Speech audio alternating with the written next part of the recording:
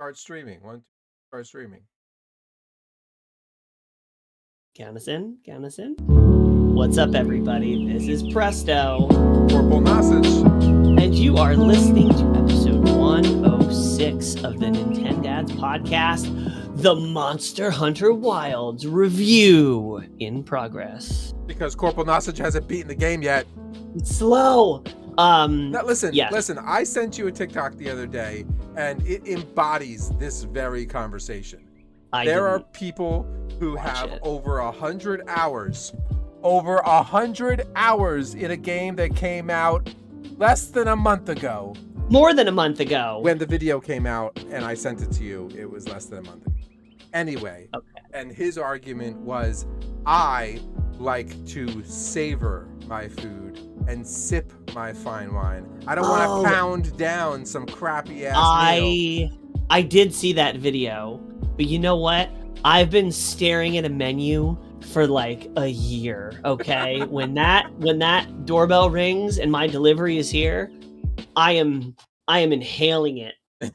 I am just, some of it makes it in my mouth, but I'm just putting the food to my face. That's fair. Anyway, yes, this is going to be our review in progress of Monster Hunter Wild. I have played through everything there is to play through in the game. And because I'm an addict. Through 95% of the story. 95% of the story, which is like, I would say the story is like half the game. I am maybe at a little what is presented to you as the last fight, but I'm being told that it's not the last fight, but it has been presented to me as the last fight. For those of you who are in the know, I made that little, what's his name? Nate? I want to call him Nada. I made that little Nada boy cry. Yeah, I mean, that's kind of, he just cries throughout the whole story. I mean, that's anyway, we'll get to that. But yeah, so we won't be talking about the final monster, but we will be talking about the story up until the final monster, which I guess is good because it's kind of a spoiler to talk about it. But I mean, the game's been out for a month. Yeah, but you know what? Like, allow people to enjoy their meal and then come back. That's fine. If I'm it was all more for than playing 6 months to a year, then I would be like, that's your problem, bro. You clearly weren't that interested. But if I had the self-control to play through the game a little slower, I would, because I recognize the value in that. Some of us are fathers who have a job and are busy. I know, I am. I sacrifice sleep. You just don't sleep. It's that simple. It's a very 1-to-1 ratio kind of thing. The Nintendads are all dads and all work and sometimes play. So before we get into the review in progress in a little bit more of a more organized way than we just were talking about, what are you playing, Corporal? Even though we just did an episode 2 days ago from Nintendo did a direct, which if you want to know more about that, go back one episode to episode 105. But yeah, we just had this conversation, so we'll make this kind of brief. I mean, Corporal's been playing Wilds. That's the most important thing. I obviously have been playing Monster Hunter Wilds. Otherwise, we wouldn't be. I've still been playing Sea of Thieves.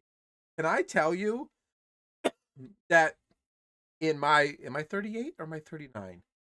Oh my god. I don't remember how old we are. Are we doing this again? Let's assume that this is my 38th year of living on this planet, and I am getting back into, for probably the 17th time, getting back into Minecraft. Okay. Your face trying to process what I was about to say was so entertaining.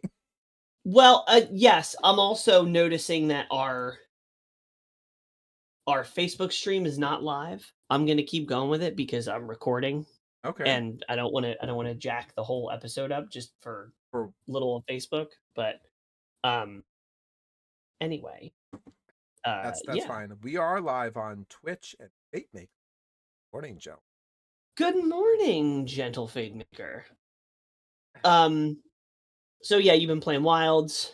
I also get in and out of Minecraft. Have you seen the newest update? Yes. The 1.22 my kid's been playing spring it. update. We got leaf litter. Yeah. and all this stuff. All the fancy, like, lighting effects that they promoted, And the don't shaders. apply to the Switch, though. The Nope. Switch can't handle that. The Switch can barely play the game in its, like, Lego-looking format. So, but I am excited about they're gonna release the ghasts, the dried up ghasts, Yes. and you can that looks like one of the more fun updates that they've As added. a builder, because that's what I play Minecraft. Being able to use the ghast as a floating scaffolding, like, I'm all here for. I want you to give Yeah, me it's some super cool. straps that I can hook on some chests on the side so I can carry around material, and he'll be my little construction vehicle and we'll be good. I'm gonna make See, I'm him just gonna wear become a sky pirate. I'm I'm gonna be gonna shooting you off of your scaffolding with arrows. That's yeah, how it's gonna go. that would be cool. Have these whole like air fights. Ooh, Oh, we're doing it. We're yeah, doing it. we're doing it. Okay. I've been playing also a little Minecraft with my little one, a little bit of Animal Crossing, but mostly just Monster Hunter. It's- that's most. I mean, Um, yeah. Also a bit of news. I was at EcclesiaCon this weekend. We are recording this on the 30th, March 30th. And I was at EcclesiaCon. I saw DM Tales. I saw Jacob from Avenue Studios. My schedule this weekend has been nuts. Um, because my sister-in-law had a photo studio opening that I had to go to, and there's like a million different obligations. But I did get to play. I got to roll some dice and do some good, as they say at EcclesiaCon. So thanks DM Tales for throwing another awesome event. I'm gonna stop by today, say hi to everybody, talk, hang out a little bit, but I don't think I'm gonna have time for any more games there. But yeah, it was a super cool event. I think they raised a lot of money. They had over 100 people in attendance this year, which was much bigger than last year. So super cool. You'll Now, have to tell me how your D&D campaign. oh yes, yes, it was a pirate. It was a pirate themed D&D. It was a 5e one shot, and I was a dwarf fighter, which is a not. I've never played fighter before, Really? so And I they action can do surged. I action surged my little heart away. they can do a lot of damage. Oh, I did a lot of damage. I was a dwarf with a giant warhammer, and our sorcerer thought it would be a good idea to cast haste on me. And once I realized how haste worked, I played whack-a-mole with the remaining enemies that were alive. So I'll tell you about that more later. So, Monster Hunter Wilds. First of all, huge thank you to Capcom, as always, for giving us these review copies. They provided us generously with the review copies, but they're not paying us. We don't have to say anything we don't want to say. So this is our true opinion. But if you know anything about me, you already know most of the things that I'm going to say and gush about this game because it's amazing. It's truly, truly, oh, it's so good. But I can't just say, oh, it's so good. We have structure stuff. And Um, for all of those of you who are sitting back and remembering that Presto has extreme love hate hatred with Super Smash Bros. And its rollback netcode, you can understand that he can go from something that he loves to something he hates pretty easily. The fact that we are still on Monster Hunter after all this I time. wouldn't say that. Nintendo really took their time digging their own grave with Super Smash Brothers. That's fair. That was not an overnight thing. That was a slow and painful descent. And there we haven't talked about this, but there is some next level really sad and unfortunate stuff that is going on in the Smash Brothers community right now that I'm not even going to talk about on stream because we will probably get banned. A ban. Um, but yeah, my heart goes out to everybody in the Smash Brother community that is grieving right now.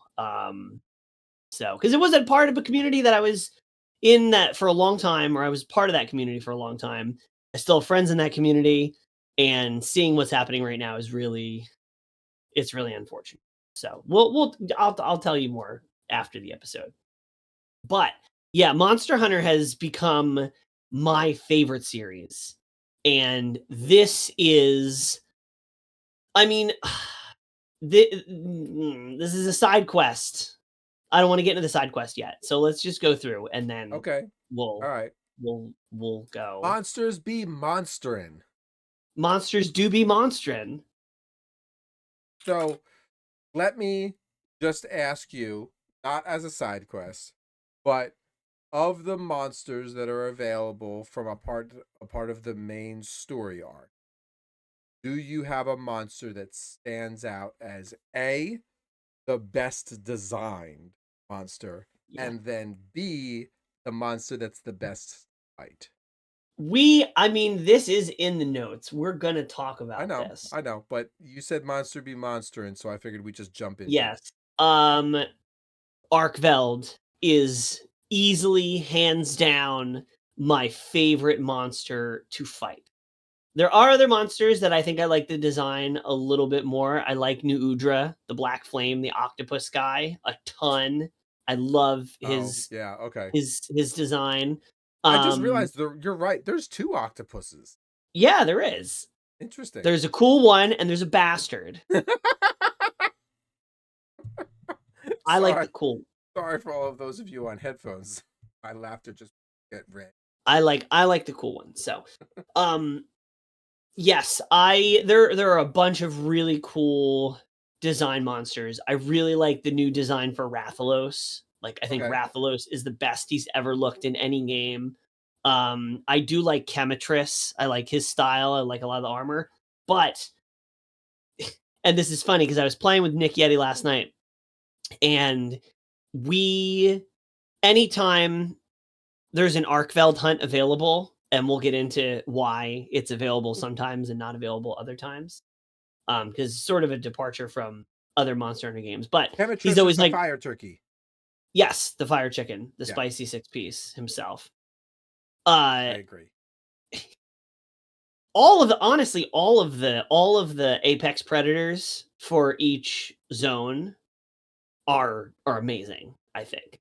All the designs I think they nailed. Ray Dow is another one that's way, way up there in terms of design and the fight. I, But I Arkveld, I love fighting Arkveld so much that anytime Nick Yeti was like, "Do you want to fight Arkveld?" I'm like, "Nick, let me just explain something. I love fighting Arkveld so much. I will never say no." Like we could have just done an Arkveld and you'll be like, "Oh, do you want to do this or you want to do Arkveld?" If Arkveld's an option, that's one I'm taking. I love that fight. I do not get tired of it. And I'll tell you why as we go through this because most of the reason why I love him so much have to do with some of the specific mechanics that are not new to the game but kind of new to the game. So, we'll talk about. okay. To Um answer the question for you, and I am never good at pronouncing anyone's name, human or otherwise. I will it screw took it up. Corporal 6 years to be able to pronounce. I I am bad You're like, "What? with Pepto names. Bismol? What's your name?" I am horrible with names. So in lieu of knowing their names, every one of my friends and coworkers at this point have known that I'll just make things up that sound about right. And to the point that because I deal with chemicals and molecular compounds and very high end Latin words for simple explanations as likes to live with humans, paradomestics, I will say some weird things. I don't know how to pronounce this, so I'm just gonna say the fire monkey, Oh, a Jarikon. a Jarikon, Jarikon, and fire chicken, Chemitrist. chemitrist, Jarikon and chemitrist. My You favorite. just anything that's on fire, you're just like, I "Sign me up." love it. I love it. I love it. Here's a naked mole rat, but with fire. Corporal's new favorite Those monster. two fights were, besides Lightning Dog, if I had to put a top three, Fire Chicken, Fire Monkey, and Lightning Dog, those three fights were my favorite. Odegaron. Odegaard. Odegaron's the boy. He's a good boy. He's also his other nickname is Clifford Really? because in World he's red. He's a big red dog. In this one, he looks a little different because he's like guardian Odegaron, which is Off a topic. gardeny ebony Odegaron. So he's like lightning and black, but yeah, Off he's a good topic. pick. I feel like we should make a video of me describing Monster Hunter to somebody, and then it like cuts with you in the middle of you translating what I just said. Yes, yeah, I could be your translator. Be like, I really like the big spicy firebird, like sign language, like subtitles, Chemistris. And my favorite thing to do is to whip out my Sephiroth sword and just go to town. Longsword. Longsword. Yes. So yeah, that's interesting that we don't have a lot of crossover in the monsters that are our favorites. Yeah. Because I don't particularly like any. I mean, I guess a Jarakon's fight is pretty fun. A Jarakon's really cool, and I like all the designs of those monsters too. So Fate Maker on Twitch, La Barena is the Oh prettiest so yes, far. Yes. La I that'll Labarina is really good. I don't particularly like that fight though. no, That's no. another one that super cool design. Not my favorite fight. I like Narcilla. And he That's the says other big fighter. I Zoe. Yes. I'll be honest with you. I looked at this guy and can you guess what I named him? Who? Zoe? Um Did you look at it? yeah, You're not supposed to. You haven't that's gotten to okay. him yet. That's okay. Oh, that's the thing that I haven't gotten to yet? Yeah. Um We're just spoiling I Corporal's looked at that experience image live on immediately and stream. it's like that looks like Moon Knight. Moon Knight. You do So fight Moon Knight. Yeah, Fate Corporal he's doing the last Arkveld fight, and then he's gonna fight Moon Knight. Moon Knight. I But mean, it kills me that you haven't got to that part of the story because I have so much just to looks like say. a feathery dragon. I can't. I That's hate fine. this right now. That's It fine. hurts That's because fine. there's so much I want to say. I could do a whole episode Well, just on this monster. we That's the play we're significance. going to do um wow, a Monster Hunter story end review because I know that there's a lot to discuss around this story arc and the monster fight. Something that you are just brewing over the top with to talk about. So I so can't wait to have this conversation because I I think it's going know. to be entertaining. Even if it's a short episode, I want to do that. So Yes. Okay. Well, let's talk about what we can what we talk can about. talk So, about. tutorial going from like the most exciting thing to the most mundane thing. Tutorial pacing. Um and as someone who has I've played through Rise, Iceborne, Sunbreak, World. Those are not the order that I should be saying them in, but I've played through multiple full Monster Hunter games at this point. And I would say number one, Wilds is easily the easiest Monster Hunter to get into in the series. Would you agree with that? Yes, Do compared you to think that's World and true? compared to Rise, yes, 100%. Yes. There's the old gen games, but there's no way. Like I haven't even played any of the old gen games, but there's no way that they're more accessible. Like that's not Yeah. even in the If conversation. you were going to start a Monster Hunter game, period, I'm going to tell you that you should start with Wilds so that you can understand the basics of the game. And if you fall in love with the mechanics and the understanding of what the game is, then put yourself through the torture of learning World and then Rise. Rise, I think, is great, but the UI took me forever to understand. And World is the main hub for World is so spread out. I was like a chicken with my head cut off trying to figure out, do I need to go where, here, there, up there, down there, over there? Now I need to go to this area. I need to go to the map and go to this other area, and then I have to go up there. Like, no, See, no, I no. think Rise is easier to get into in Yes. World. Rise is so much easier to get into in World, and World is so much easier to get into, or Wilds is so much easier to get into than Rise. So, Yes. in But I that think order. a part of that is the tutorial because in previous Monster Hunter games, they just put a ton of stuff on your lap and you kind of have to figure a lot out yourself or you have to find the training room and go to the training room. or hunt through the UI to find the weapon controls. Wilds doesn't do a perfect job, but it does a much, much better job. And Yes. they don't throw everything at you at once. You don't unlock your second weapon until a little bit into the story. You don't unlock decorations. I mean, decorations, I guess, are never unlocked in the beginning of a Monster Hunter game. But I was a big fan as I played through story mode, being like, oh, now they're introducing this mechanic. Then there's a good amount of time for you to kind of settle into that mechanic. Then they introduce the next level. And I think the pacing at which they teach you things is really good. Yeah. Because at the end of the day, and I'm not the first one to say this, this is sort of the general consensus. The story mode is all of low rank is the story mode, and that's not happened in Monster Hunter before, because usually the story mode is half of low rank and half of high rank. In Wilds, the story is all of low rank, and low rank is generally considered in most games to be like the tutorial. So, Corporal, you have almost finished the tutorial for Monster Hunter Wilds. So, and that's not, I mean, that's oversimplifying it, but I do think like the game definitely does not really start challenging you in any meaningful way. And we'll talk about difficulty in a minute until after low rank and the story is over. But I am a fan at which. Fight me.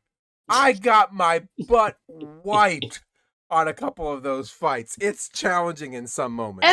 And that's true, but you didn't get stuck. There's a difference between failing and getting stuck. Okay. The only time you maybe almost got stuck genuinely was thought you were going to respond in rebuttal back to me saying that that's just your skill level, and I was about to. skill issue. No, here there are some monsters like Hirabami. That's the flying, curtains. Yeah, that are a I didn't pain, like that especially one. with certain weapons. But you didn't get like hard. You didn't hit any true walls. That's true. Yet. That's true. Yet. So when we talk about tutorial, and I like to compare an understanding of tutorial to other games because that sometimes is easier for people to understand. Legend of Zelda, the original, not, I was not going to say the original one before Tears of the Kingdom. Breath of the Wild. Jesus Christ. Legend of You're Zelda so Breath old. of the Wild. I am. Legend of the Wild Breath of the Wild. Legend of Zelda Breath of the Wild puts you on an island. I'm just going to barrel through this. Puts you on an island, and you had to learn certain mechanics before you're even able to leave the island. And very much that's almost presented as the tutorial of the game. Now, they do add things on to the game as you continue to progress forward. So, in many ways, you could say everything leading up to the Ganon fight, some way, shape, or form, is building on basic mechanics. But I would argue that the island is purely just and that is like maybe 40 minutes. Now, looking at that in comparison to this game, I don't even know how many hours I have into this game, and we can pull it up and take a look at it. But hot damn, if you're going to tell me that low rank is just the tutorial, that is the longest tutorial I think I've ever done. So it's not. I would say low rank is the island from Zelda. Wow. I would, because here's the thing: when you're on the island in Breath of the Wild, right? You are very much on the rails. Like you can go over here and you can find a boss and you can go over here, but for the most part, you are traveling from point A to B to C to D, right? Yep. And once you're in Breath of the Wild, then you're let loose. Yep. And you can go wherever you want. You can do whatever you want in whatever order. You can focus on finding weapons. You can focus on increasing your hearts. You can focus on progressing the story if you want. Finding the You have Korok agency. seeds. Yeah. In Monster Hunter Wilds, that is to me exactly how the story mode feels. You are being pushed on the narrative. Now you can stop anytime you want and you can go hunt, 20 fire chickens to build the full fire chicken set. Or you can go and you can harvest stuff or you can go fishing. But the meaningful progress that you're going to make in low rank is by following the set path. And as soon as you're done with the story and low rank, that changes. and it goes back to the more traditional format of Monster Hunter in terms of like you have a main goal, but you also have side goals and side quests, and you have to reach certain hunter ranks in order to unlock the next like story beat or the next level of monster. And I love we'll talk about this in a little bit, but high rank to me in Wilds feels the best out of any Monster Hunter game. But story mode is very much on the rails.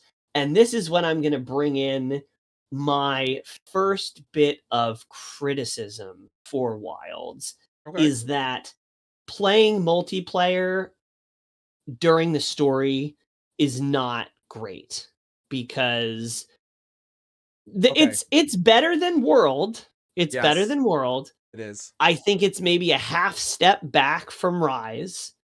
Um Okay. I I have a very unique experience on this topic. So I'm gonna let you finish, but then I'm gonna tear it apart. um because when you're playing multiplayer in low rank like we have been, I've completed the story, you're still doing the story.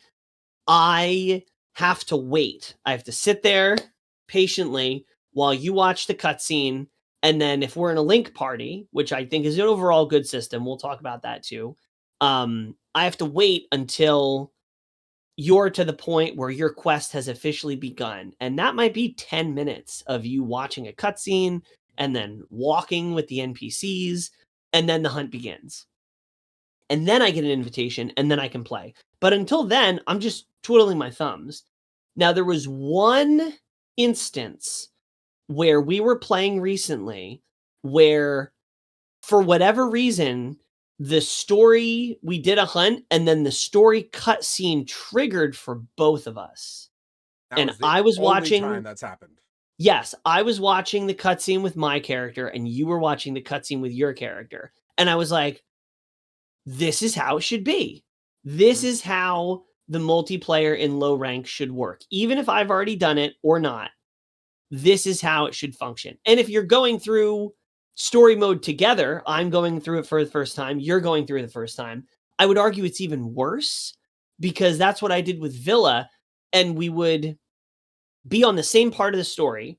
We would initiate that next part of the hunt, and then one of us would have to abandon their hunt to join the other person's. So I've thought about this, and I genuinely want to ask, and maybe you don't know the answer to this. Were you in a link party and in an environment party when you were able to see my video and your video at the same No.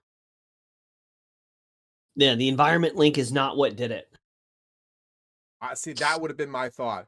Is that you could be a link party, but you're progressing separately, but you can join together. But if you're an environmental party, everything about the environment is the exact same, including the cutscenes. See, to me, that makes sense. See, I think the reason, and I don't know if this is a bug or an oversight or something, the fight that we did was we were fighting Guardian Arkveld. That was the hunt specifically that happened to us. Yeah. You can only fight Guardian Arkveld in the story. There's no Guardian Arkveld in high rank. There's no other opportunities to fight it. You can't do it as an optional quest. That is the only time you fight it is the time you're about to fight him, you're about to fight him again, and then the time that you fought him last time. And that's the only time. So I think in some weird way the cutscene is like attached to that because the game can't read it as an individual thing. It's only tied in the story, so it automatically triggers the cutscene. That's the only thing I can think of because that's the only time it happens, and it happens to be a hunt that you can only do in the story mode. But it should be all the time. I would love it if I just saw like we were watching the same thing, so we would be experiencing the same thing instead of me waiting and you getting to watch the cutscene. Yeah. Um, So my argument about the multiplayer in story mode is, and this may be specific to me, but I felt like I could not truly grasp my character's movements, and the ability and the skill that I needed to fight a monster in a group, because I was not having enough time fighting those characters by myself. And Okay. I feel like while the multiplayer mode for the story is good, I almost feel like there should have been guardrails that were up that you need to fight many monsters on your own before we'll then unlock the multiplayer. And I know that is controversial Interesting. to a lot of people because they will not agree with me. But I think because I am a single player kind of guy, I'm also a story mode kind of guy. I think I need that one on one. And I feel like I perform better one on one. Whereas when I am in a group, there are so many people It's hitting this monsters. chaos. It's absolute chaos. So I think that it prevented me from learning what my skill was being contributing to the fight. Therefore, I really didn't understand what I was doing. I think that is true, and I think that has been the case from when we played through Rise. Rise. Yep. And I didn't, and And I feel like maybe you even told me this during Rise. And I was I like, did, yeah. no. And I was excited in Wilds because I was like, "Oh, you're always gonna have access to multiplayer, or if there's no multiplayer, you can call in support hunters, and it's like pseudo multiplayer, so it's never gonna you're Support never gonna be hunters, forced." I feel like support hunters are the right answer to that problem. Because while they do Ah, damage, they are not creating events to happen during the fight. And they okay. truly support you rather than taking over the fight. That's fair. So there is an option. I don't know if you've played with this.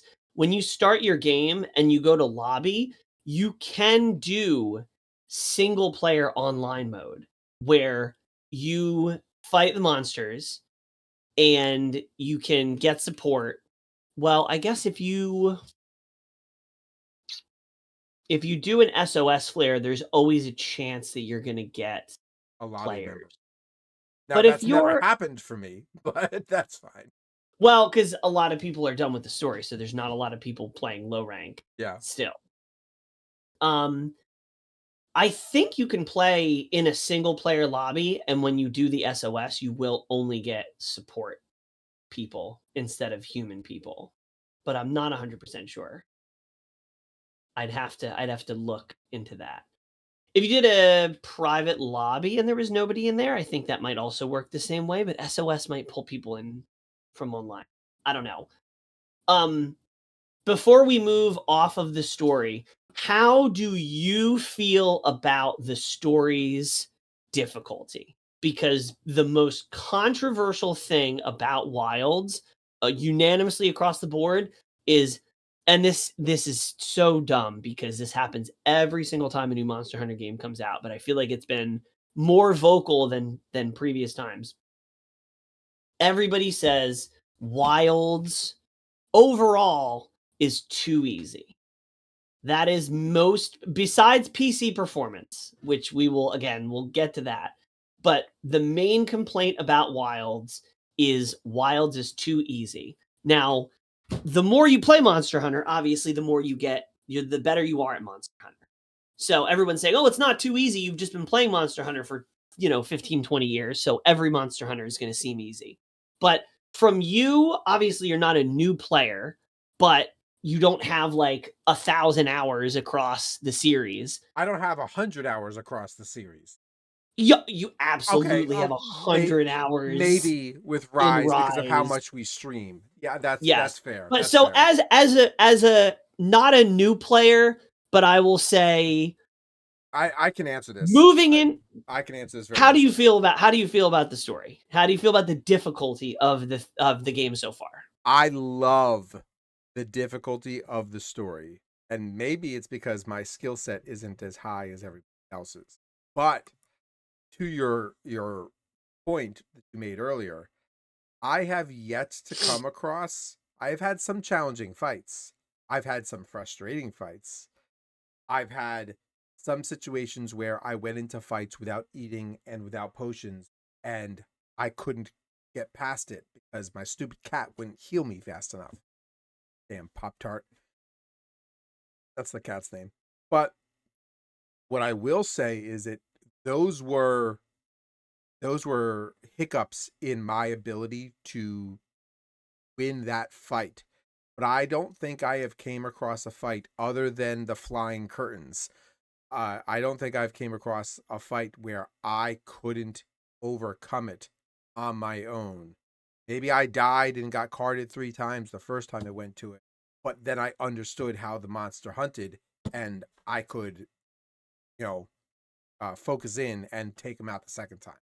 I don't think I ever hit a wall during story mech. So while I have enjoyed it because it's allowed me to experience the story, and I've enjoyed it because I've had some challenges, but I've never had a wall.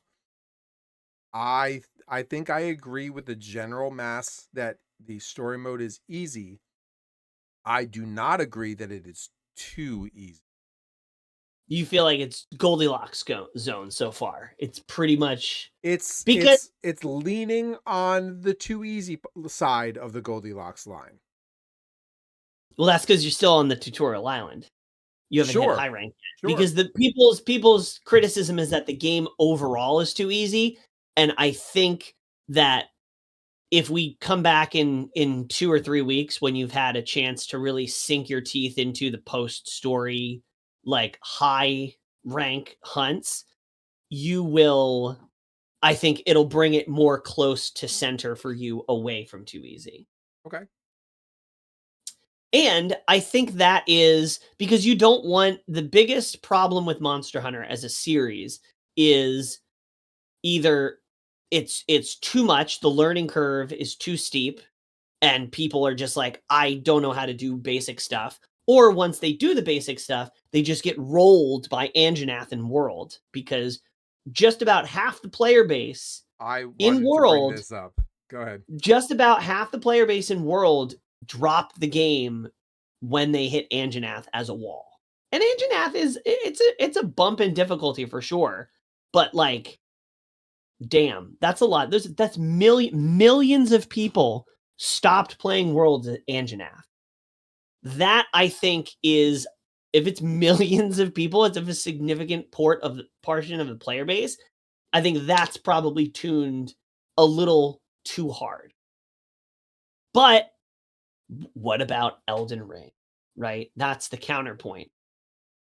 Sure. But then you can argue, FromSoft, the games are known to be particularly challenging. So Yeah.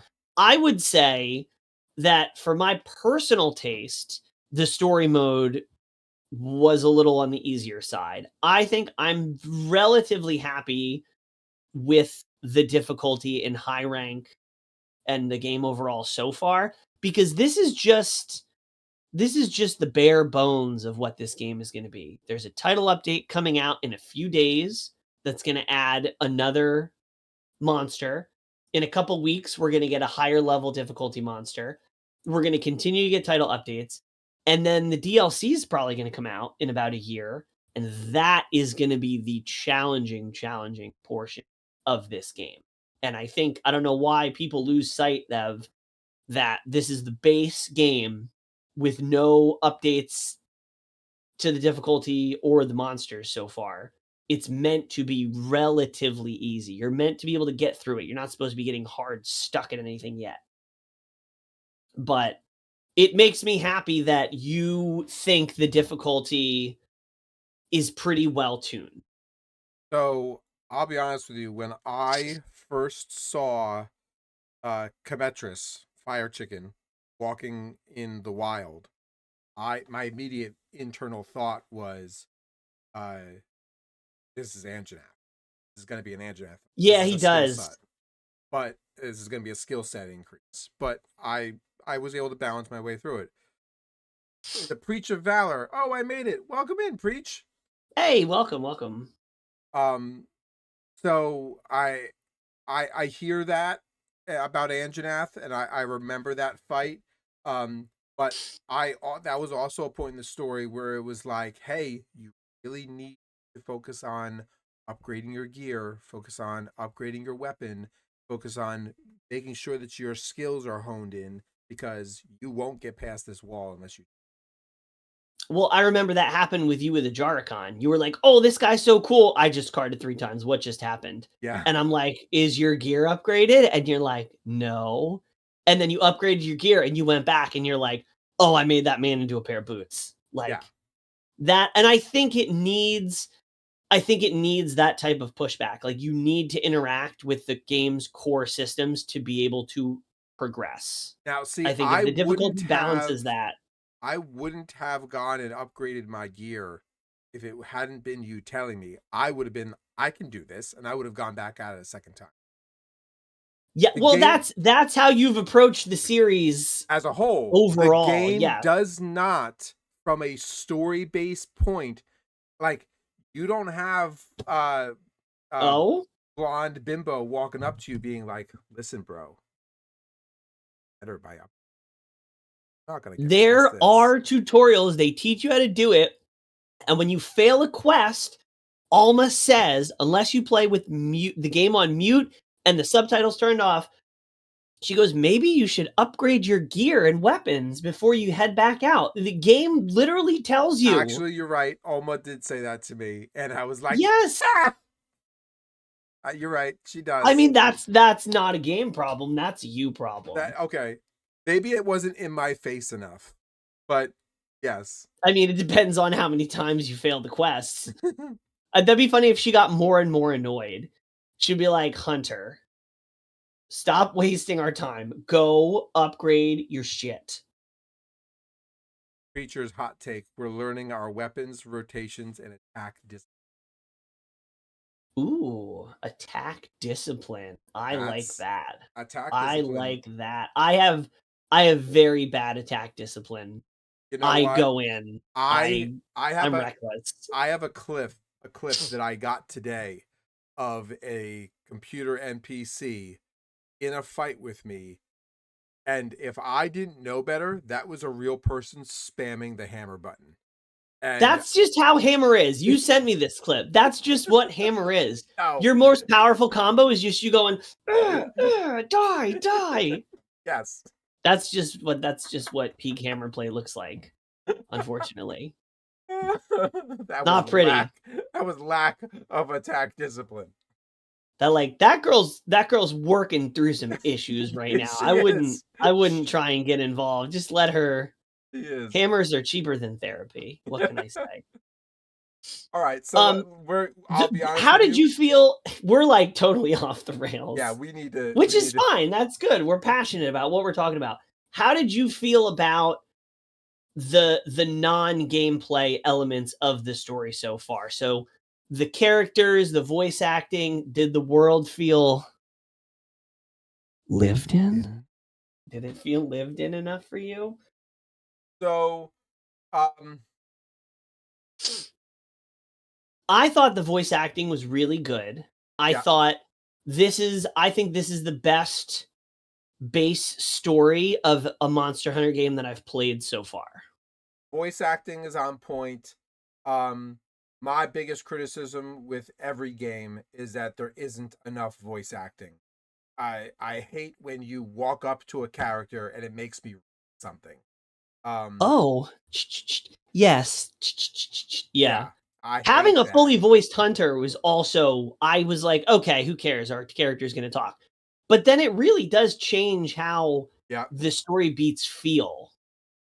That your character has personality and background and a voice, literally. Preacher makes another hot take. The handler isn't annoying this time around.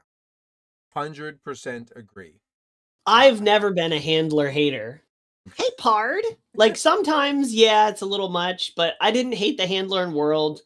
I don't mind the twins in Rise, but yeah, Alma is definitely peak handler material. She's great.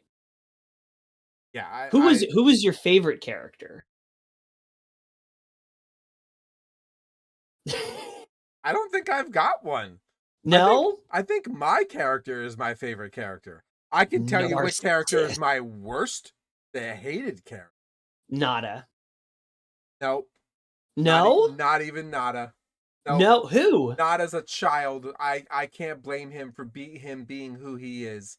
Then who do you not like? That grease bag of a blonde-haired dweeb who shows up at the camp later. He's like the scientist dude, and he's all, I don't know his name. The scientist? The scientist or Werner? You're gonna make me go. Werner is a dick. Werner is a jerk to you. He's the one that's like, I can fix this, and then he fixes it and makes the situation 10 times worse. Yes, Werner, whatever his. Yes, I hate. So this is an interesting point. So I think everybody's initial impressions of Werner is, I don't like you, right? But here's the thing. Every other character in the story is like, speaks to you in like customer service voice, right? That's sort of a sin of all RPGs. Yeah. Everybody's happy. Everybody's trying to be helpful. We can do it. Werner he has his own agenda. He is snarky. He pushes back. He makes mistakes. So number one, I have grown to like Werner because he's different. He's interesting. Even if he's interesting in a oppositional kind of way, he's still interesting. The second thing is the Monster Hunter community has pointed out that Werner displays all the telltale characteristics of adult autism. He does not pick up on social cues. He talks to you in certain ways. Everyone is like, notice this, and then is like, oh my God, this character is autistic, and people don't like him because they don't understand him, and that's exactly what happens in real life. I now feel like a horrible person. Why did you do this to me? That's what good video games and good writing makes you feel things, and sometimes you feel like a bad person. Oh my God. Because in real life, people with autism, especially adults that aren't like super outwardly like obviously autistic, they do not have social cues. They come off as blunt and rude, but from their perspective, they're just being honest. They're just telling you how it is. They're just doing logically what makes sense to them. Before you got to say the word autism, before you even gotten a chance to say it, Preacher was like, Werner is me. So Preacher, I have to ask, by chance, have autism? Well, also Werner also, autism thing aside, Werner is just blunt. There are certain people who are never going to sugarcoat things. And usually for whatever reason, those people work in IT. This is just something that I've noticed. They're going to tell you when you're like, oh, dummy. Yeah, your email address is wrong, or, whatever. Yeah. But Werner just embodies so many. I just think he's a really interesting character. When I was playing through the story, I was like, this guy's such an ass. Like, he's so pompous. And then the more I saw him, every time there was a cutscene and Werner popped in, I was actually found myself getting excited. I'm like, oh, he's going to say something out of pocket. He's going to make a mistake. He's going to do something that's going to spice things up a little bit. And I'm like, you know what? I kind of like Werner. I look forward to the interactions. I don't know what's going to come out of his mouth.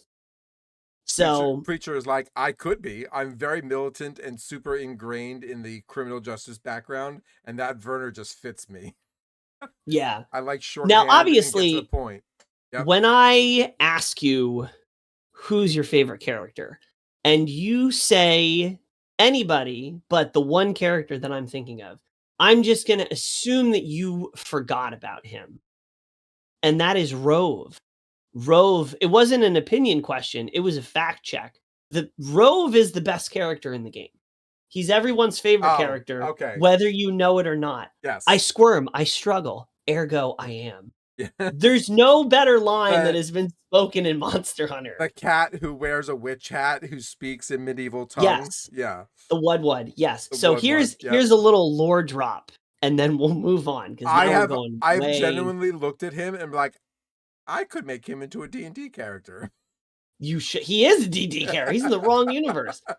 So the Wudwuds are typically very primitive. You know, the one is obsessed with pink hair. They speak all choppy. And then Rove is eloquent, speaks metaphorically, is very deep. Like Rove is just on a total other level, arguably more intelligent and introspective than most of the human characters.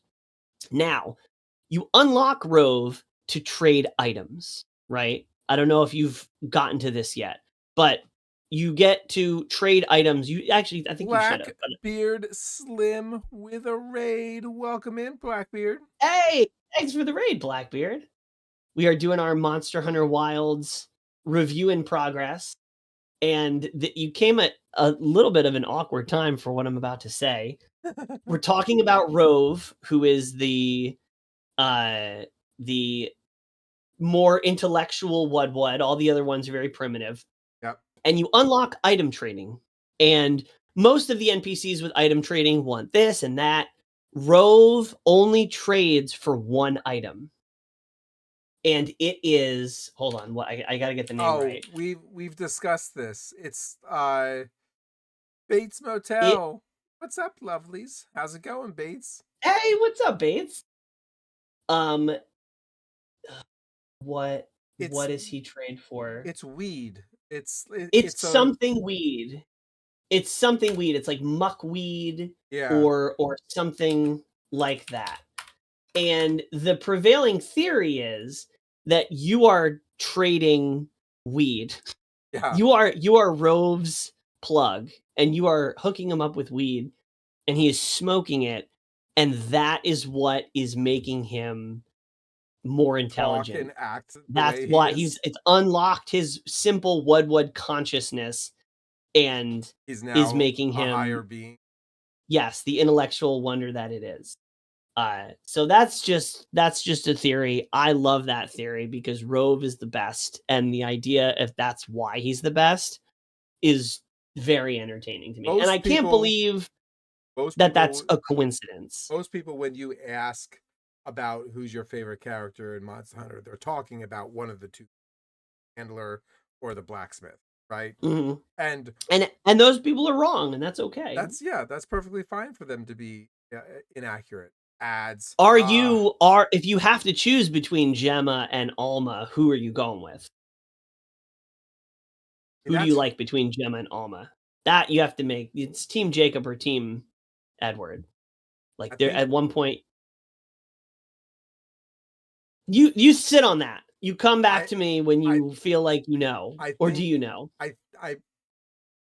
There are aspects of one that are appealing, but I'm pretty sure it is Team Gemma. Team Gemma? Yeah. All right. That's good because I'm Team Alma. Are you? I like Alma. Yeah. Okay. I mean, I like both of them. Both of them are fantastic characters. Both of them have very good traits. Both of them have definitely things that I like about them. But I think I like Alma. Her personality is fun. Gemma, because she's my handler, like there's a dynamic there that kind of like is entertaining. You mean Alma? Yeah. Yeah. Yeah, because she's the handler. Sorry. Yeah. I said Gemma because she's the handler. And like the glasses, the book, the nerdiness of her, like I enjoy that personality and how she handles me better. But you said your Team Gemma. Do you like Gemma better or Alma better? No, I like the handler better. Alma. Okay, yes, you misspoke. Yeah, I misspoke. Sorry. Alma. Okay, yeah, then we're on the same page. Okay. I like Alma because she's a nerd. Yeah. And not for the obvious, she has glasses. No. Is because her artifact gets stolen at one point in the story. Yeah. And that is the only time we see her get like rowdy. Yep. She's like, my baby. And you're just like, what are you talking about? And it's just like this wooden sculpture. And if you just watch her idle animations, she will take it out and like look at it and like sort of like, she'll do like, she's a nerd. Yep. And I love that. I relate to her. So, who's your Arkveld?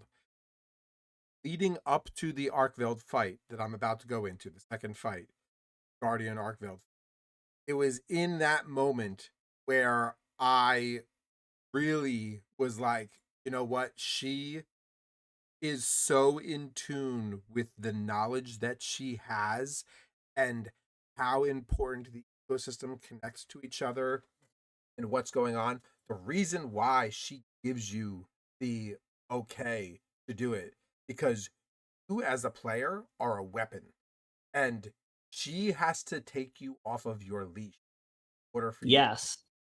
And the fact that she holds you back and like you're always ready to go, and then she's like, and then you just destroy, like, that I love. Yeah, yeah, the whole, by the order of the guild, Yeah. like that's never been a part of the games before. Like No. you go through a handler and they tell you, but this is very much like you said, it's got a different dynamic, and it's like she is like your superior officer Yep. in most respects, because you can make your decisions and have your opinions, but you can't do anything on your own without her, Yes. which is an interesting dynamic because she's very like level-headed I in can't the be like, books. I'm gonna go out for a walk and just slay some things. What? Like, no, by order of the guild, you're gonna sit in the tent and massage my feet, and that's it, Hunter. I'm not even calling you by your name. um, Off topic, but real quick. Uh, Lala Barrena, uh, outfit that female characters can get. They craft her the red and white dress and skirt. Probably the best representation of what like craft off of a character that I think I have seen any of the monster. Yes. Yes. The items, and that's a point that I have further down, but we can talk about it now. The the armor designs and the weapon designs in Wilds are better than any other Yes. monster game. Any other Monster Hunter game, I think. Like obviously there's some cool high rank stuff in Sunbreak and Iceborne, but like just from the get, I think it was the Chemitress set. I crafted like the Chemitress set and weapons, and I was just like, "Oh my god, this is like a very early monster and this outfit is already like peak design." Like it's so so so good. Yeah. Oh, I guess it's not that much further down. It's right here. Yeah, armor and weapon designs look incredible. Um, what do you think about moving on from story to weapons? What weapons are you loving so far? And It's was it the weapons you thought you were going to love going into the game? no. I went into the game playing heavy bowgun, and I am now playing light bowgun. I've never played longsword any monster hunter prior. Um, I still would like to learn hunting horn, but I don't think hunting horn is going to give the effect that I want from this. I have talked about being. I think one of the reasons I didn't horn, I wasn't as impactful. Wants to be now. Yeah, yeah, we've had conversations about this of like the weapon feedback, Yep. because there's some weapons like dual blades. Dual blades, you can do a lot of damage in dual blades, but it's like paper cuts. It's like like you're not getting the big knockdowns, you're not getting the big, clashes, you're not doing offset attacks. Um which you might want to pick up a weapon that has a solid offset, because Nick Yeti and I have been playing, and he is now realizing all the opportunities that he can do offset attacks, and he is having a field day. Oh, okay. So you haven't played any weapons with offset attacks, but if No. if for you and for other people who may not have played the game or don't realize this, so certain weapons have offset attacks, and I'll use the great sword as an example. So Arkveld's coming in, right? He has that move. most of his moves are, he's getting ready, he's going to swing the chains down, or he's getting ready and he's sweeping up against the ground and coming at you. There are certain weapons, not all weapons, just some of them, that have an offset attack. Greatsword is the easiest. I've picked up Greatsword recently and I'm realizing how easy it is. It's a specific attack with a specific property called offset. And as you swing this attack, if you hit the monster as they are doing an attack that can be offset, you will completely, A, you won't get hit.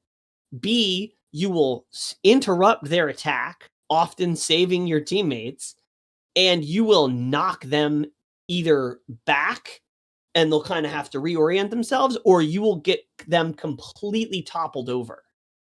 And you can offset these attacks every time, and it depends on the monster. But Arkveld, for example, I would say about more than half of his attacks can be offset, which is crazy. Because if you have someone who really has a read on them, you can save your teammates.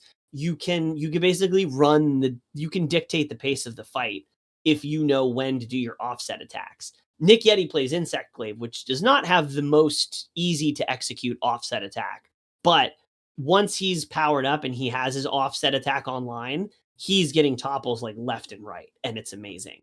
So if you're looking for weapons that you want to feel more impactful towards, you might want to pick up a weapon that has an offset attack. Okay. That's interesting. I have completely fallen in love with the Gunlance again, because Gunlance to me is just it's so good. This is the best feeling Gunlance since Sunbreak, which is it's totally different, but I really like it. I got super into light bowgun. Light bowgun I leaned on, it was light bowgun and Gunlance basically throughout the whole campaign, because Gunlance was my in the middle scrapping, and then when I needed some space to breathe, I would switch to light bowgun. I really like switch axe in this game. I'm starting to really like great sword. The only other weapon that has become one of my favorites that I had no expectation of playing is sword and shield. I love sword and shield in Wild. And that is mostly due to the fact, and I have this further down in the notes, but we can talk about it now. Perfect guarding and lance for the same reason. So in previous Monster Hunter games, the only weapon that had a perfect guard was lance. If you guarded just as you're about to get hit, you would get a perfect guard, and that would open the floor to do like a counterattack. Now, any weapon that has a block, a guard, so that's gun lance, regular lance, sword and shield, great sword, heavy bowgun. I think that might be it.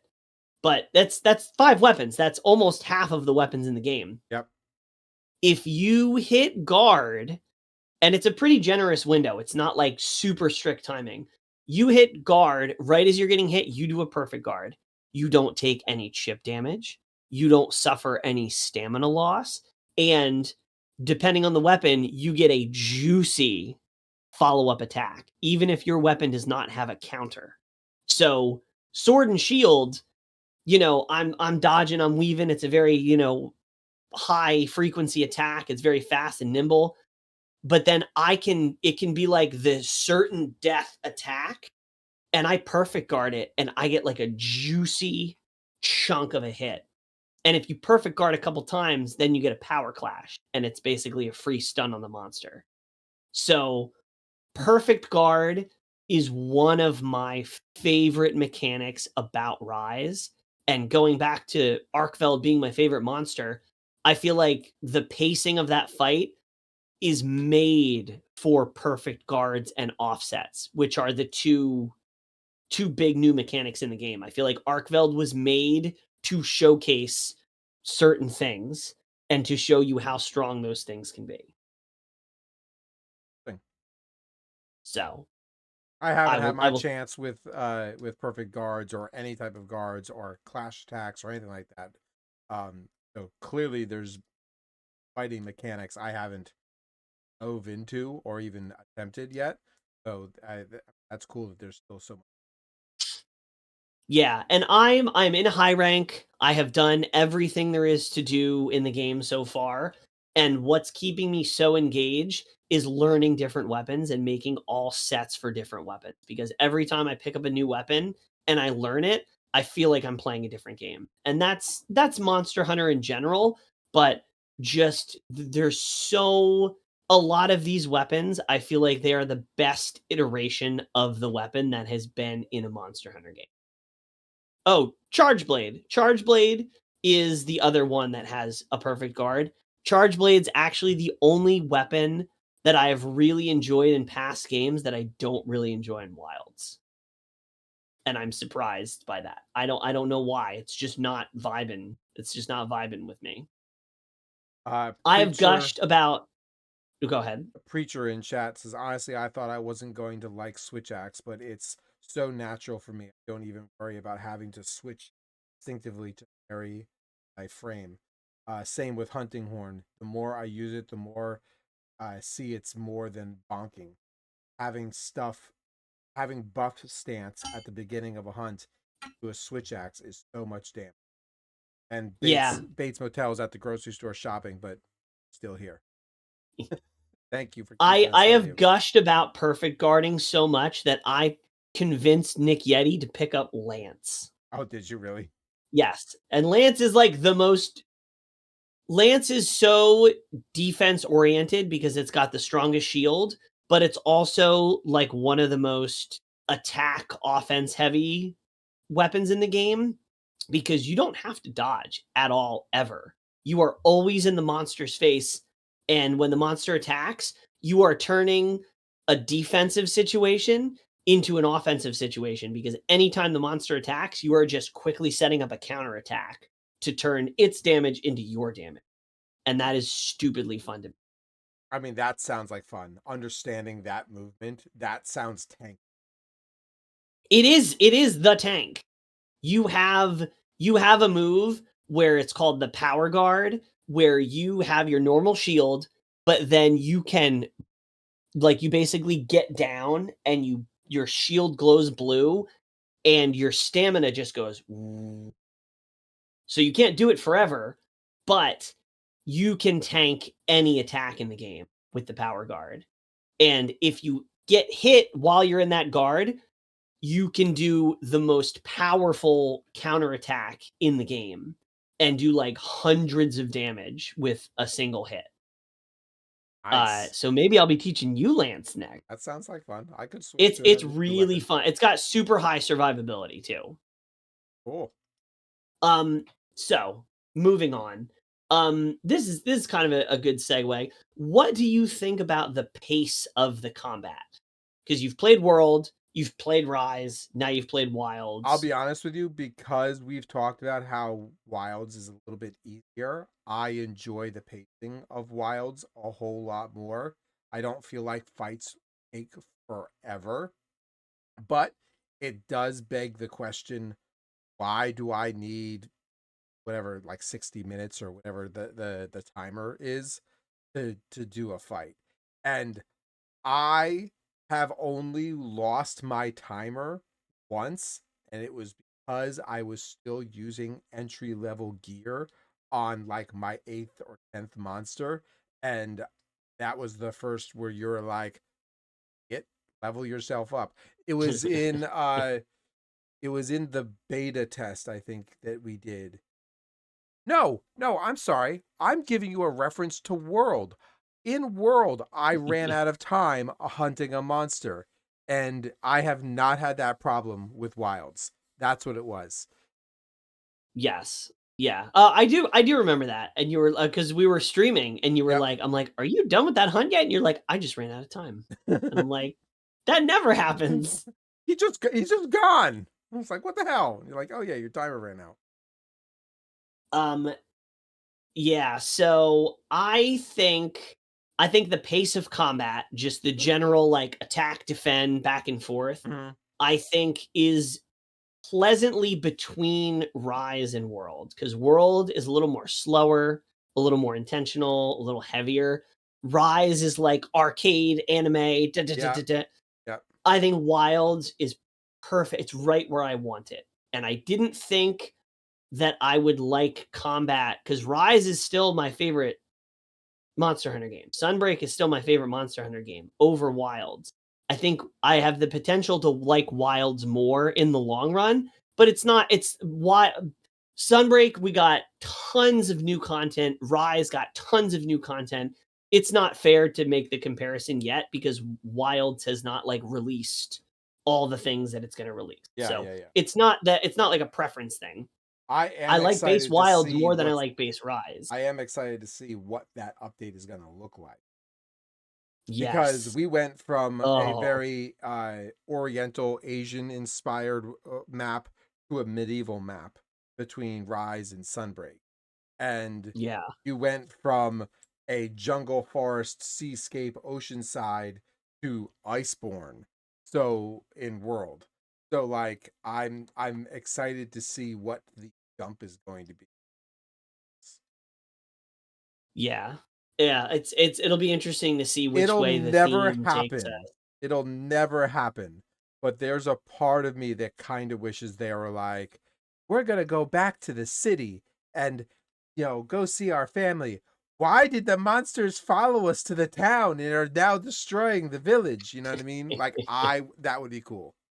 Yeah, I mean, that would be like the polar opposite of base Wilds, because Yep. base Wilds, you're in the Forbidden Lands and it's unexplored and you're finding all these like Yep. lost things. So to go back to the old world would be really interesting. Yeah. I feel like they would have to do that in a whole separate game because I feel like Yeah. that's too at odds with the narrative of Wilds and the ecosystems and the Yep. balance and all that. Before we move on, I will say that you said another one of my criticisms. I feel like one of my main criticisms of Wilds, besides PC performance, which I don't want to get too much on a tangent on, it's just it needs to be improved. Point blank. It's going to be improved. Every Monster Hunter that comes out for PC, the performance is not great. They'll fix it. That doesn't mean it's okay, but I have confidence that it'll get better. But the point that I want to make is I think monster hunts are in a lot of cases too fast. They're too short. I saw this in the notes and I thought about that when I was playing this. And I think that is something to do with how leveled up your gear and your weapon is and how well your skilled point is. Because I feel that I agree with you, maybe too short, but not by much. The higher up you get, the more it's a problem. Okay. And that is Because a direct reflection to everybody's complaint that the game is too. yes, because I'm not a speedrunner. I don't think the discussion of optimized builds and playing everything perfect is really something that I ever am personally concerned about. But all the records for the fastest clears on the hardest monsters are there's nothing over 2 minutes. Wow. Yeah. Wow. So Okay. that's like if you take the problem and you put as much pressure and you push it as far as you can, most of the world records, the fastest clear times are a minute and 15 seconds for the hard. Some are under a minute. And it's like Yeah. that That's shouldn't gross. be a thing. Yeah. Like me and Nick Yeti had a clear time on one of the hardest monsters, if not the hardest monster in the game, at the highest level you can fight it, and our clear time was 5 minutes, and we were like, "Holy crap. That is the fastest that's, like, really fast." Yeah. And for And somebody to go and do it in 2 minutes. that's cool that we can, like, be like, "Oh my gosh, we beat it in 5 minutes." Like, I feel, like, reward. I feel like Yeah. I am achieving something by doing it that fast. But on average, I would like them to be like 20 to 25% longer. I don't want all my hunts to be under, like, I would say my average hunt is between like 8 and 10 minutes. I was But gonna if I'm say, fighting I think the 10 minutes is a hardest good time. monster, I want it to feel hard. I want it to feel a little, and this is again goes back to the question of difficulty. I want it to feel a little more like I'm being put through the ringer. And So, the go ahead. things aren't necessarily too easy for me because if I'm fighting the hardest level Arkveld, I am super familiar with that fight. I'm super comfortable. If I make a mistake, I'm carding. Like, that doesn't matter how good my gear is, it doesn't matter what I'm doing, doesn't matter how familiar I am. If I make the wrong call, I am punished for it, and that is a big thumbs up for me that that can still happen. If I'm screwing up and I'm getting tossed around and I'm not even hitting half health, then it's too easy. But Yep. I still get carded. We still fail hunts. Like, that happens. So, difficulty, yes. Time that it takes to kill monsters, I think, is a little on the short side. I will counter that, but in a different direction. And I'm going to say that I need more visualization of the damage that I give to a monster, because I sometimes feel like a monster, and this is purely because I've played things like The Division, which one of the biggest criticisms of a shooter is that every bad guy in The Division was a bullet sponge, and I don't want my monster to be a bullet sponge. And That's fair. one way to overcome that is to allow the monster to become more bloodied, or allow the monster to have more body part drops or scale drops, or like his horn goes missing. Like, yes, like I want to see more of that.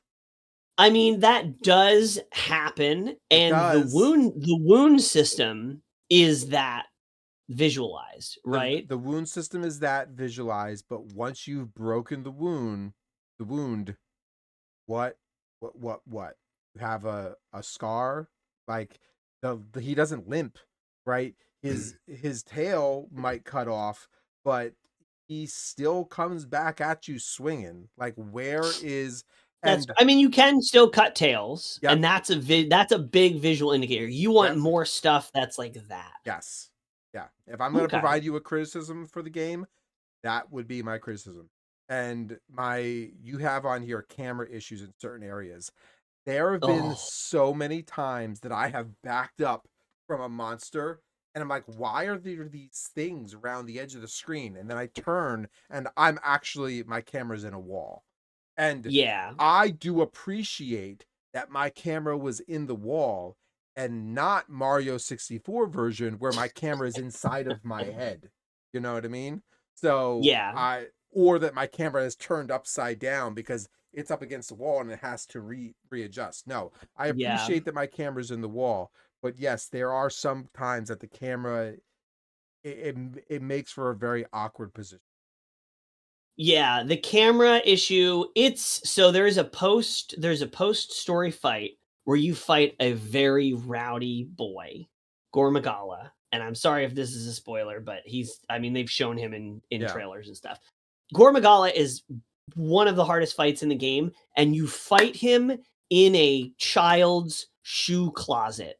It is so small. Every area that you fight this monster is small, and it feels like you're fighting the camera and having to fight him in this enclosed environment. And maybe that's by design. Maybe you're fighting this dangerous monster in a claustrophobic environment because they want you to feel the pressure. Yep. But most of the time, I'm just feeling frustrated that I can't see what's going on. If I'm backed into a corner by a wild beast and I feel the tension of that, that's fine. But when it's frustration because I can't see what's going on, that's annoying. Yeah. Um, Slightly, this isn't really related, but it is another criticism. I feel like this is a good as point as any to talk about it.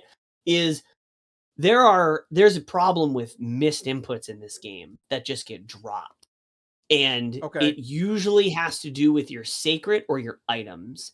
And I don't know why this is. I don't know why this happens, and I don't know if it can be patched out. But there are certain times, specifically One example that is reliable where the input gets dropped every time is when you come out of your tent, if you are hitting call sacred, call sacred, call sacred, if you keep hitting it over and over and over again, it will never work. You have to stop hitting it, wait a second, and then hit it for it to register. And sometimes that happens in the middle of fights, and it's gotten Yes. me killed. It's happened It's gotten me several killed. times to me in the middle of a fight, and like I'll tumble, I'll get thrashed, I'll roll, I'll hit call sacred, I'll roll again, hit call sacred, I'll get thrashed again, I'll hit call sacred when I should have just potioned instead, and I would have been fine. But because I rolled and called sacred every single time, the sacred doesn't show up, and it's annoying. You're right. I have to So let go of all the buttons, take a quick breath, and then hit call sacred, and then it works. So some people are saying it's a lack that there's a buffer system. Like if your hunter is engaged in an animation, whether that's getting rolled, Hmm. whether you started an attack and the attack is still happening, and you hit a button, whether it's call sacred, whether it's heal, whether it's fire SOS flare, the game says, nope, whatever you're trying to do, you can't do it. You're already committed to this other thing. And there's no like action cue where it's like, okay, you want to drink a potion. As soon as this animation's over, we're going to automatically have you drink a potion. There's none of that. And So I don't know if the that's been in past same games. thing happens when you call for an SOS. If you're doing something and then you hit the buttons to call an SOS, a window pops up and it says, "Are you sure?" And you hit yes. When And sometimes you don't do it. you hit yes and nothing happens. And you're like, Yeah. "What the hell?" So this also happens outside of calling your sacred and using, sometimes it happens with attacks. And that's when it becomes a bigger problem for me. Yeah. Because if I am trying to hit counter, or it happens sometimes with hunting horn, you have to hit 3 buttons at the same time. 2 of the buttons will register and the 3rd button won't, and I will do an attack instead of doing my little dancey dance to Yep. make the bubble. And I have a feeling this will get patched out, but it's happened to me enough times that I have to talk about it because it sucks. It's a There have problem been a couple times and it when needs to I'm be playing fixed. as the long sword and I'm trying to do something, and there's so much going on, and I know I'm hitting the right button combination, but I don't. But I think I was supposed, and Yeah. I have chalked it up to lack of skill level with that weapon until I started noticing that it happened with the secret, and then it happened with the SOS, and I was like, maybe it's not me. Yeah, and it's interesting because I wasn't sure whether it was just a PC issue or if it was happening across console too. And I'm on Xbox, so yeah. Yeah. So I think that will probably get patched out, but it is something that is an annoying problem, and it has gotten me killed. And So to before those people who would say, "Oh, skill issue," it's just no, it's inputs have gotten dropped. So before we jump to the last part of this episode, you have in here performance on PC. Now I can't talk to this, so have a quick moment to talk about this. So my performance on PC, I upgraded my graphics card, not to anything crazy. I think I have I don't even know. I'm not super technical. My experience, PC performance has, I really can't complain. My PC performance has been good. I can play it on my big TV on my laptop, which I didn't think my laptop had any business playing this game, but it does, so that's cool. But it's been across the board where people with specs that should be able to run the game smoothly can't. And sometimes it's specific issues like flickering, like some people on our Discord, like 10 of us were all collaboratively trying to solve this one person. I think it was Classy Fet was trying to help this person solve, and it ended up being like a setting or something. But PC performance is very unoptimized. And when World came out, I wasn't playing World when World came out, but when World came out, there was a similar issue to where if you wanted to play the game and you weren't on like a $4,000 PC, you needed to download a mod that optimized the game, like a third That's party mod. crazy. And a lot of people did that on PC when World came out for PC. So it's not that bad. We're not that much in the weeds, but like PC performance needs to be addressed. When I was watching the title update announcement, the entire chat was like, "You're giving us a new monster, that's fine. What about PC optimization? What about PC performance?" And it hasn't been addressed yet. And I have faith that it will be, but it's a big, like, Yeti was like, "I'm getting it for PC. I'm getting it for my laptop." And we played one weekend of the beta test. He's like, "I am getting it for PS5." Yeah. And it seems like PlayStation 5 was the console that this is the platform that the game was developed for, and then they made the PC version. Yeah. Um, which is fine. Like, there has to be a primary platform that it's developed for. That's cool. I mean, the But Rise was on the Switch. yeah, So, I mean, but then it was like PC performance, of course, is not going to have a problem. You can play it on a toaster oven. yeah. But yeah, so PC performance needs to be addressed. The end game is a little bit lacking, but I understand that I can't really say that having put 100 hours into the game about there not being enough content. I'm happy. I'm still playing the game. Yeah. I would like more end game stuff, but it's the base game. We haven't gotten updates. We And haven't it's gotten been a DLC. month. I want to argue this point too. I am blue in the face. You look at things like Fortnite, you look at things like Halo, you look at things like Sea Yeah, of it's not a live Thieves. service game. Like, exactly. It's not a live service game. You look at a lot of these other things that have seasons, and seasons last an entire month. This is not a seasonal content. This is them I know, but I creating. want it to be. Well, I mean, I don't want live service Monster Hunter. That's not what I'm saying. yeah, But yeah. I mean, title update 1 is coming out in 2 days, and I feel like I still have things that I'm trying to do with building weapons and stuff. So I haven't hit a complete dead end where I'm like, I've exhausted every option the game has to offer. To So me, I that I means that really they had can't another complain. month. That's what that says to me. Yeah. I mean, that's you're not wrong. And they're drip feeding it to us. A lot of people though are saying that the stuff that is coming in title update 1 is stuff that was in the base game and was cut, Okay. which when you look at what's in title update 1, that could be because a I lot of don't it want to is. hear a single person cry about it because you didn't have to live through Destiny 1 where they made you pay for every single It was piece. uphill both ways Oh. in the snow. Yeah. Yeah. This is coming out for free. Take it. Yeah. So this episode is getting quite long, so we're going to go through this next parts kind of quickly. Other things, other random tidbits that I love in specifically post story. I didn't know how I was going to feel about the decoration system and how those are unlocked randomly. I love it. It's great. I think it adds stuff to go for. It gives meaningful progression. It gives you little crumbs to look for after the hunt.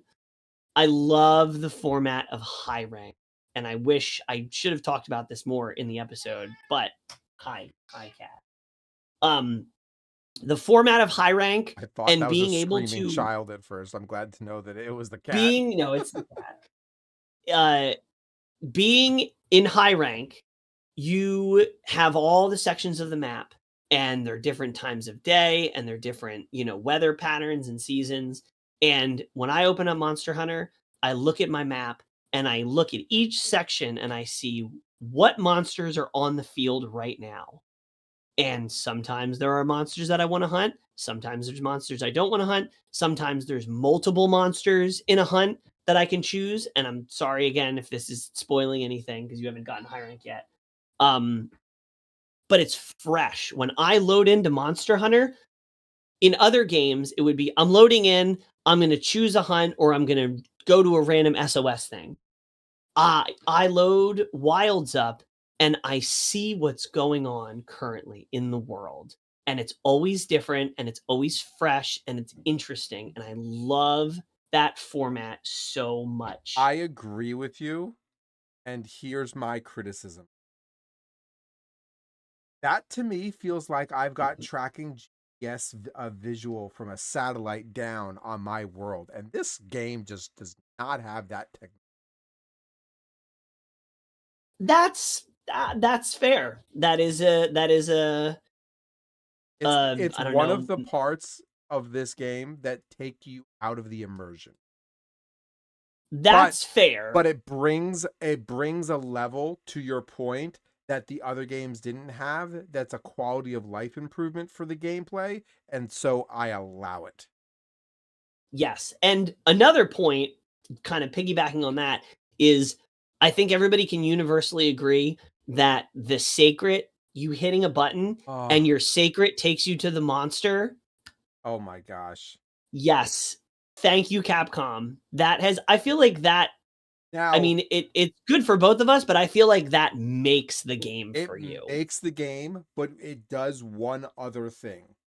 It That type of movement allows the map to become bigger, which is cool, but it sometimes takes the uh um player's agency of looking for the exploration of the map. In Rise, there were a lot of Easter eggs that if you were able to, I'm going to say, lightning bug up to the top of a mountain, you would find something, right? And Yeah. you would discover this and discover that and find this over here and blah, blah, blah. It takes away some of that, um, forcing you to use the sacred. I can't wait to get into high rank because then I can start maneuvering around the world in form mode and I can start seeing some of the things that I think I've asked them like, oh, what was that? Yeah, yeah, going for a walk in the maps sometimes, like, not even picking a monster, just walking out into the world, seeing what there is to see, encountering a monster and fighting it without bringing up the overview map is very fun. I It's want to not typically the remove way I play. I want to remove my UI, and that's exactly what I want to do. Yes. I was playing with the UI off the other day, you saw it, and Yeah. it's very fun. Um, Squad well, I'll talk about wish lists first because that kinda ties into this. So, I don't know if you've played with your wish list yet. So, when you're at the Oh, yeah. smithy, there's a piece of gear you want, and you add it to your wish list. Now, in the past, the only utility that had is you hunt the monster, and if you got a piece of that monster that you needed, it would give you a little extra alert.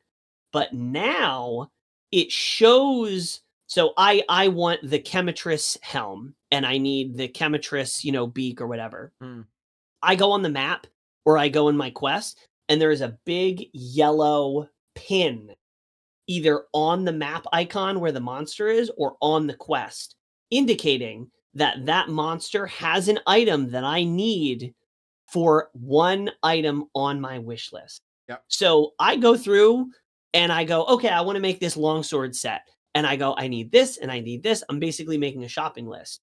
And then I forget about that shopping list. I go, okay, I know I've put everything I need on the list.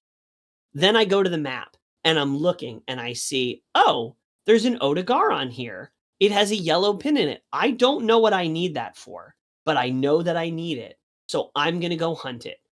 And then when you go back to the smithy, you can craft from wish list. So it just is makes crafting gear and figuring out what you need so much easier. Gone are the days where you have to Google like, oh, I need this, I need this. Like you have to still know, if there's like a weird ingredient, yes, you have to kind of figure that out. But in terms of finding the parts that you need to craft material that you want, it's the wish list utility is a huge, huge improvement, and I don't hear it being talked about enough.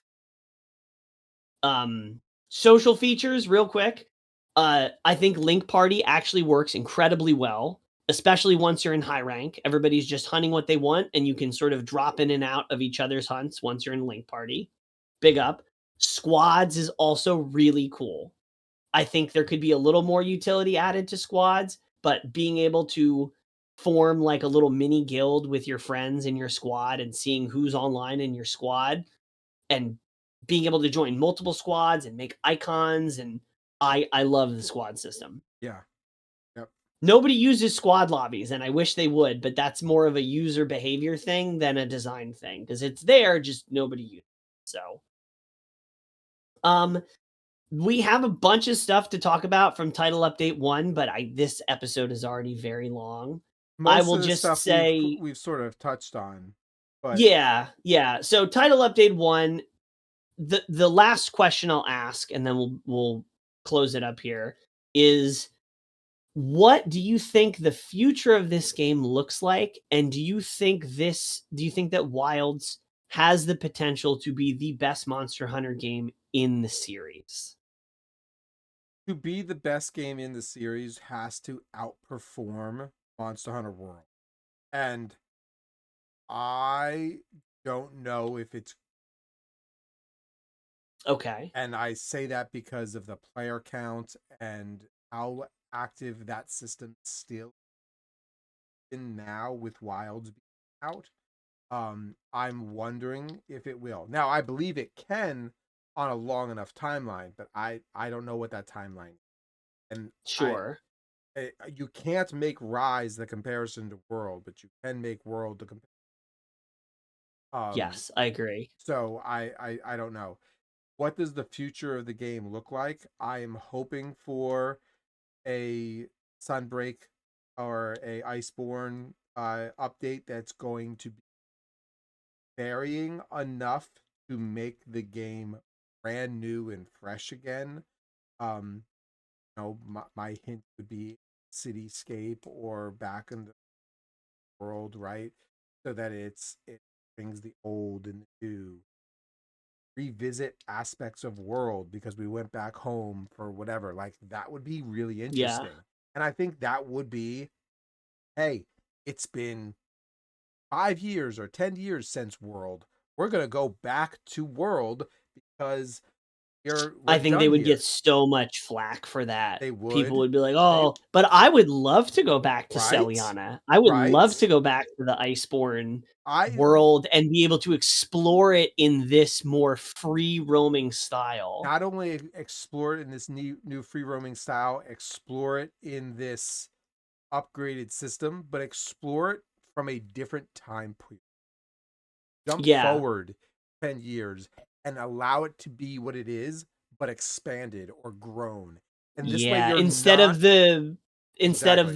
the world Astera base being like this military encampment, now it is a fully fleshed out, Yes. civilized, like, And hub. make it a open world scenario where yes, you now have to fight some of the similar monsters that were available in that game, but for some unknown historical, ecosystem reason, now there's some of these other monsters that made its way here, and like what's going on? How did that happen? What do you need to do? Like, I Yeah. think that would be cool.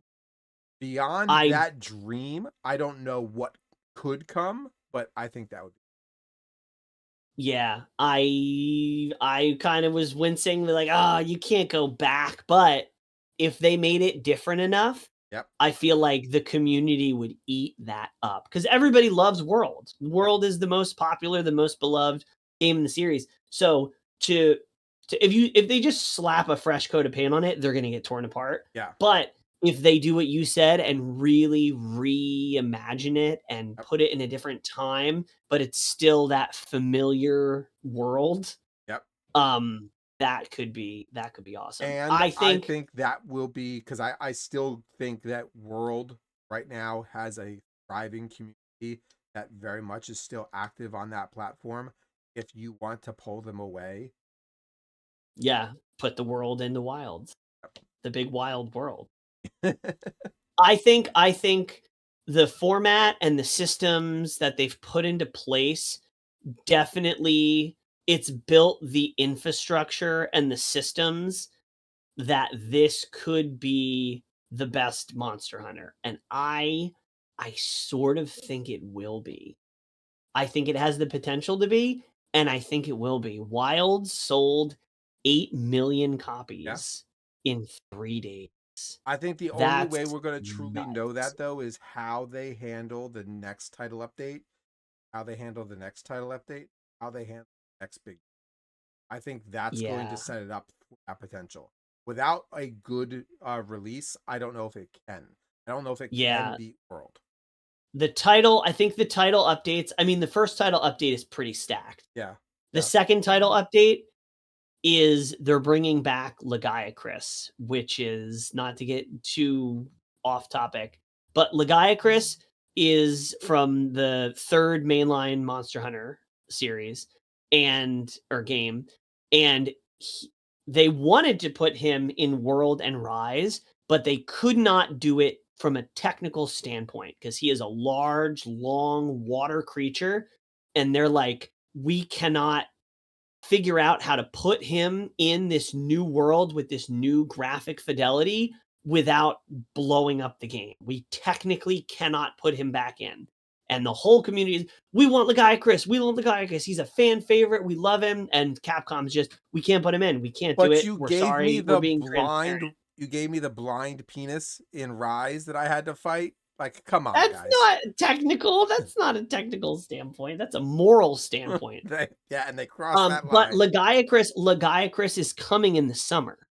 So that's already one of the biggest community things that people want that is now coming back.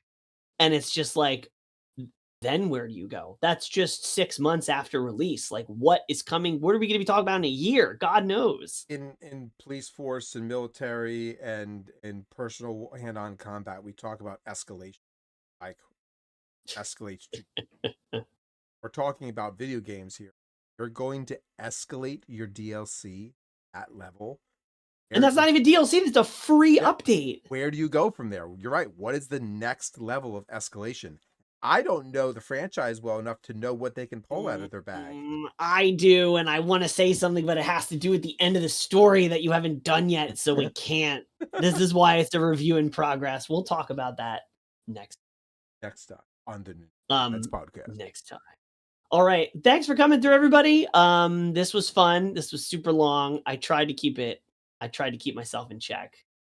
I held back, believe it or not. You can't. We will see you out there on the hunt in the wilds. I'll be streaming again on Tuesday. Go to the Nintendads.com for all our links and socials and stuff, and have a great life, everybody.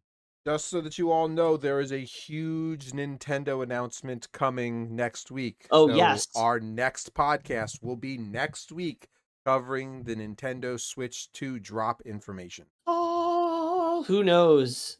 This is like crazy back-to-back episodes. Yeah. Yeah.